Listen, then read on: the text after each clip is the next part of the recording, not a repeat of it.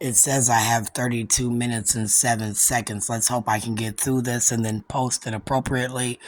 I'm kind of intoxicated, but not real intoxicated.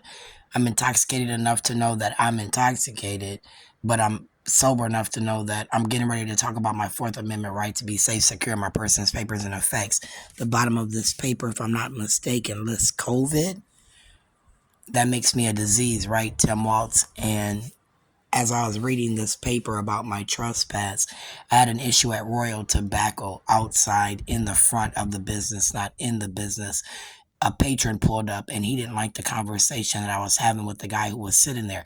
The guy who was sitting there wasn't even acknowledging me like I was talking to him. It was like I was talking to a wall as he sucked on a hookah. So for me, he didn't really display behavior that would say I caused him some drama. However, the Somalian that pulled up that was going into Royal Tobacco, who then picked a fight with me outside Royal Tobacco, who I engaged in that argument with at that time, then had a store owner employee come outside from Royal Tobacco and then, look at me. And then I told that Somalian today that I thought that he was the one that joined that iPhone game where they called me COVID, a disease. And as I read this paper, under the Fourth Amendment right, people have a right to dispute a trespass. If you're trespassed from a business for disorderly conduct and your conduct is disputing the actions of the employees and they call the police on you, you have the right to dispute that in court. It's an absolute right. Just because an employee calls a police officer doesn't mean that the business is in the right. And if you think you're in the right, you have the right to take the business to court. So as Royal Tobacco and I got into it today based on the African who I said was coming into Kowalski's, who I thought was part of the Ilhan Omar tap and track game under the iPhone Friends and Family, where they had this group of people who were following me around filing false complaints on her behalf, so that they could get me trespassed from areas like Kowalski's where I lost my job. Became a problem for me, and I listed that. I said they were conspiring as a group of people under the International Baccalaureate Program. So this particular trespass, as I'm reading it, affects Brooklyn Center, Brooklyn Park as a whole, based on the fact that I thought a woman was trespassed some years back, maybe 10, 11 years back, 12 years back, from Brooklyn Park or Brooklyn Center, where she bought a home in Brooklyn Center, and her children were black children, normal, hanging outside, typical, and they were drawing attention like they do. And the neighbors were calling the police on the woman, and the woman was at work. She had two jobs. She had a home with a pool. My understanding is the news put her pool on blast because she wasn't taking care of the pool. They said that when she brought the home that she couldn't necessarily afford the mortgage, it was flipped, and that she now had two jobs to sustain the mortgage. And while she was at work, her teenagers were at home and they were outside in their yard and they were having friends and family over, which drew attention, and the neighbors didn't like that. So the neighbors were now calling the police. The police couldn't do anything about the kids because the kids wasn't really doing anything. So they deemed the woman a nuisance and they got her illegally trespassed from her home for a year. She had a mortgage where she was expected to pay the mortgage on the home, sell the home, but they said she couldn't come back because as a community, they had a community meeting, and then behind her back, they began to file these charges against her.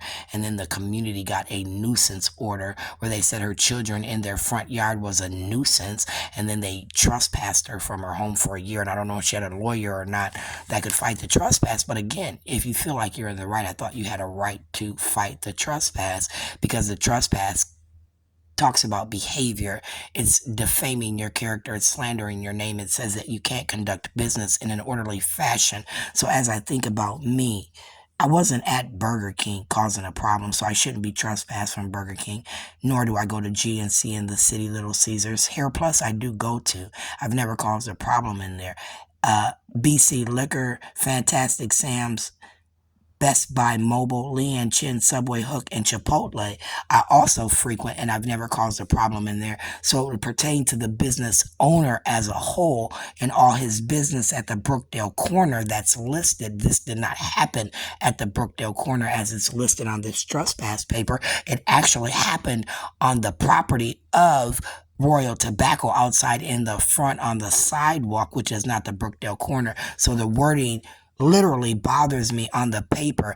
And the fact that they have a box for Brooklyn Center where they can notice an order of trespass as a whole from all of these places implies one business owner owns all of them.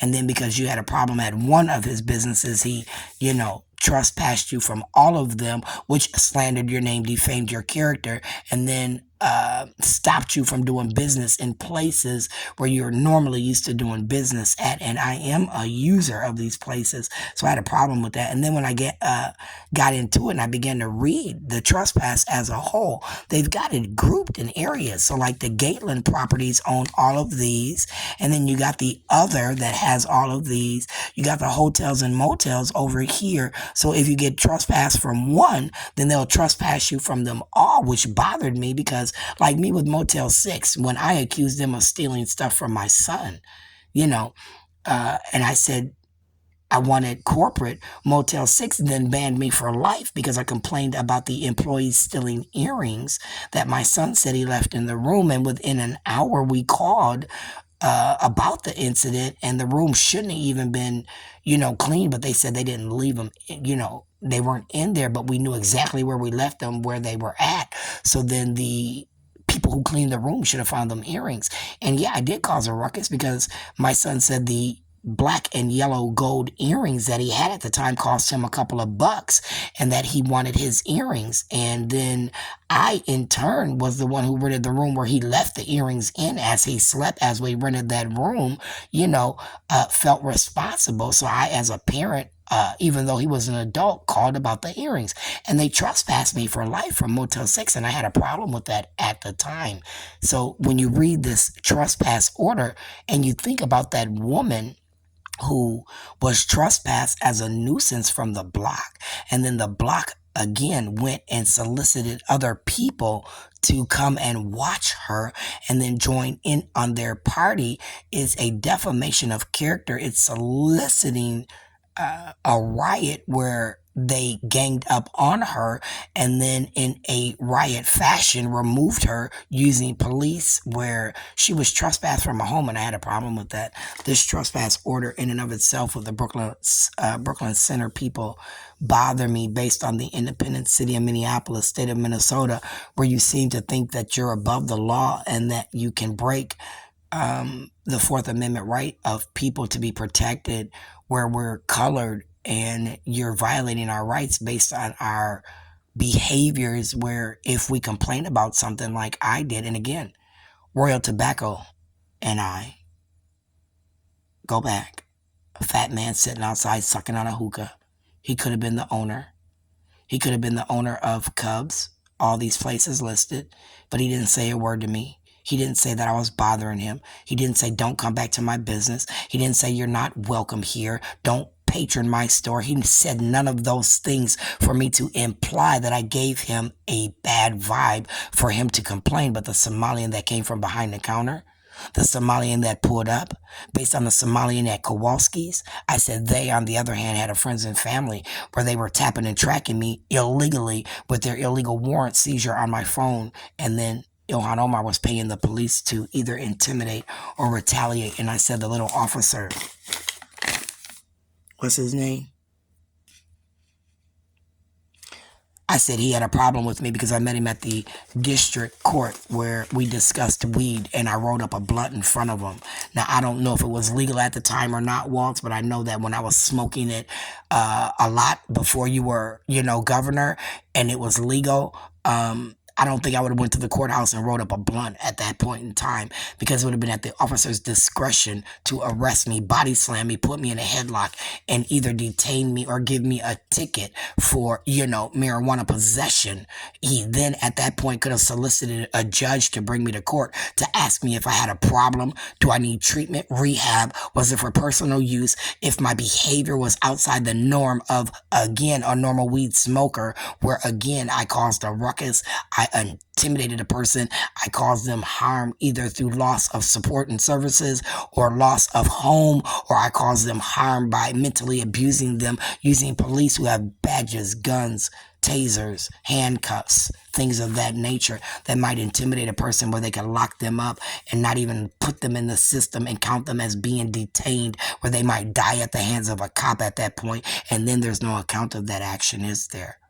Judicial officials, any one of you in any state in the United States, 52 of them, speak now or forever hold your fucking peace.